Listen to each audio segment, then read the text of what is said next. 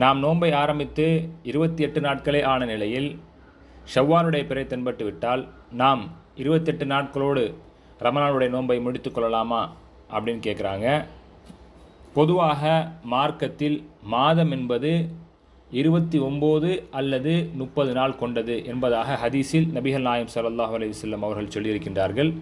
ஆகவே நாம் 28 நாள் முடிந்தவுடன் ஷவ்வால் பிறை தென்படுகின்றது என்றால் நாம் ரமலானை ஆரம்பிக்கும் போது ஏதோ ஒரு கணக்கை தவறவிட்டிருக்கின்றோம், நாளை தவறவிட்டிருக்கின்றோம் என்பதாகவே நாம் விளங்கிக் கொள்ள வேண்டும்.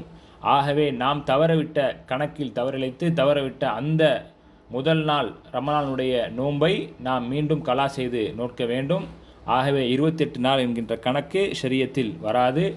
நாம் ஒரு நோன்பை எங்கேயும் கணக்கில் தவறவிட்டிருக்கின்றோமா என்பதை அறிந்து அந்த நோன்பை மீண்டும் கலா செய்து நோக்க வேண்டும். வல்லாஹு ஆலம்.